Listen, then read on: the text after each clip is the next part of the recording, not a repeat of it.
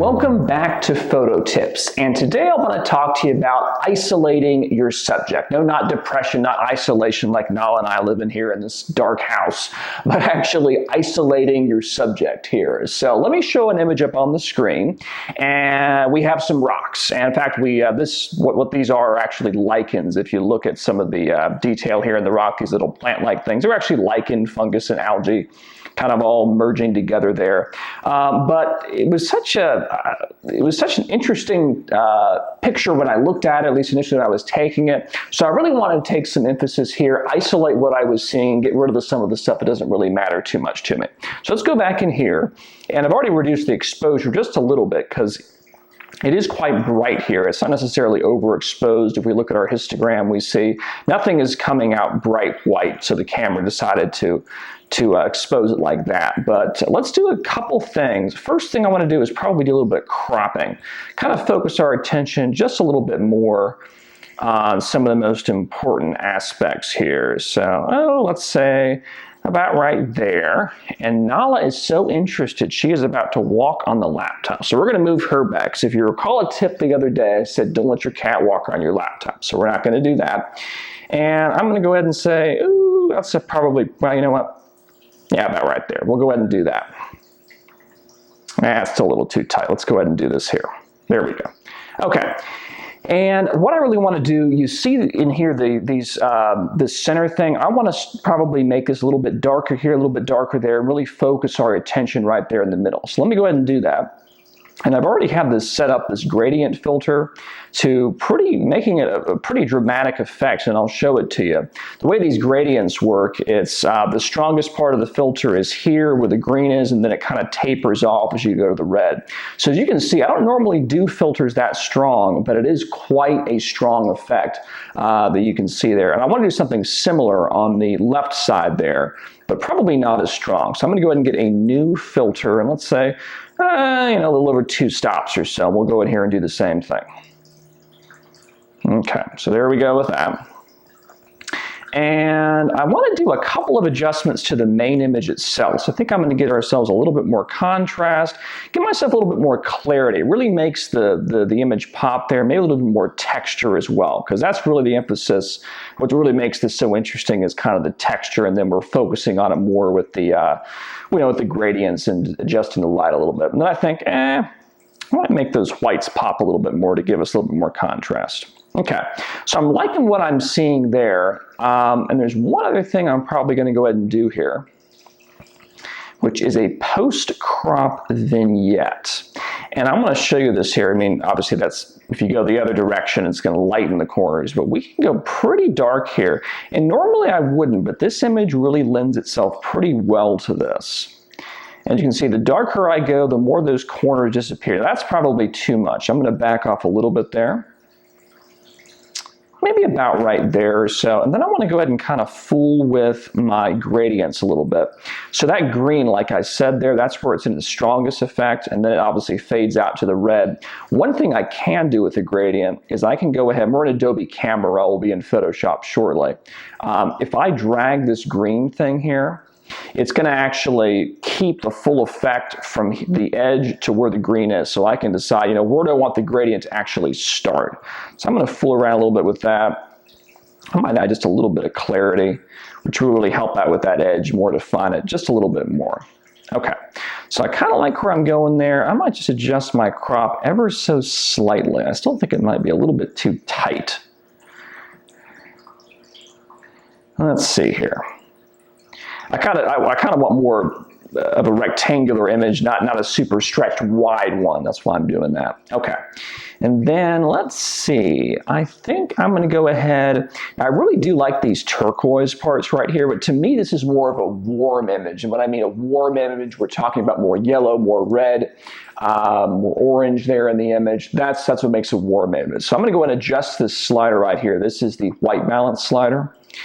And it'll be pretty, I think there's pretty good. And then if I really want to, like those turquoises there, I can go back to my HSL adjustments right here, which is that hue, saturation, luminance.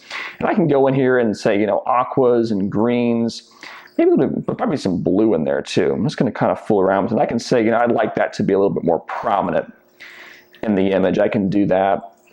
And if I want to luminance, I can make those brighter if I really want to make those stand out. In fact, I kind of like the way that looks, the way it was brighter. I may go ahead and add some more color back in, although we will have to be pretty judicious here as we do it. Okay.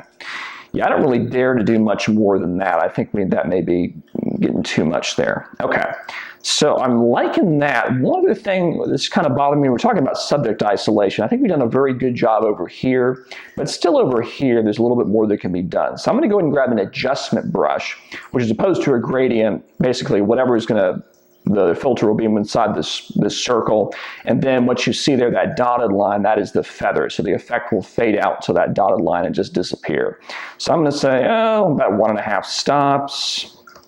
And of course, I can adjust the size of the feather. In fact, I may make it a little bit smaller down here, and I can use some keys on my keyboard as well to make it a little bit larger if I need to.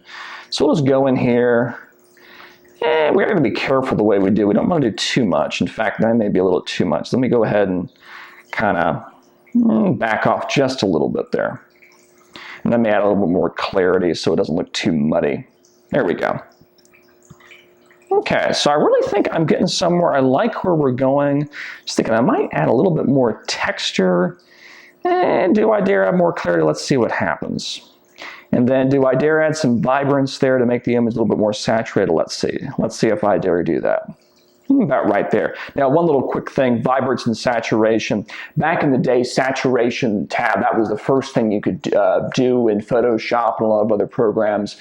But the way it adds color just doesn't look natural. So they came with the vibrance slider. It's not quite a strong effect, but it looks more natural. In other words, you can add more color with that slider without looking, too weird. So a lot of times, primarily I use vibrance there in this day and age. Okay.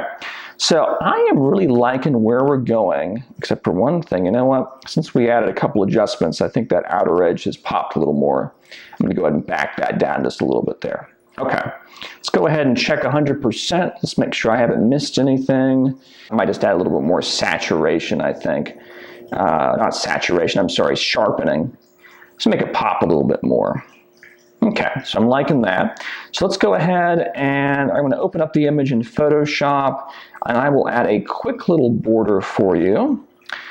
A couple inches on either side. And imagine like this is framed up in your house. We're having a little photo critique and we're going to talk about it.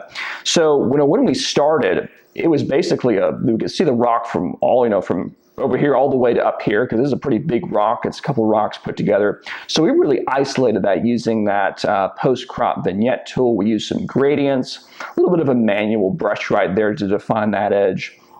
And we did our clarity, our contrast, our color, and I think we really made something that I'm pretty happy with. So you can see it doesn't take that much to do a bit of isolation there to your subject. Let's just go ahead and just compare to the original image there. So I will go ahead and save a copy of this out, and then we can go ahead and we'll look at the original and see exactly what we did. Let's call this one after. And we're in the right folder, yes we are. And let's go over to our Adobe Bridge. And let's take a look at our before, which you can see the potential here, but this just isn't a very good image. There's too much going on here, but I really saw the potential. And a lot of times when you see a picture, then you take it, because you really see something really, you really like in the image, you take and you think, oh, that's not quite what I saw. A lot of times our mind focuses on specific parts of an image, and then when we get it back home, it's like, oh, I didn't see all that other stuff. Now, it's obviously our job to do some isolation there when we take the picture and crop things out, as we're consciously framing the picture when we take it. But sometimes we still get a little more in post. So I really think when you take a look at this image here, we've already gone over what we did, but it really does make a huge difference what we did. It really makes this image pop. It's what I remember. It's the color. It's the light. It's everything there. So that is going to be our photo tips for today. So I do appreciate you watching that. Please like, please subscribe, please heart, please follow whatever platform you're on as always. Please do all that. Help support the channel. On behalf of Nala and I do appreciate you watching. You have a good day. Bye-bye.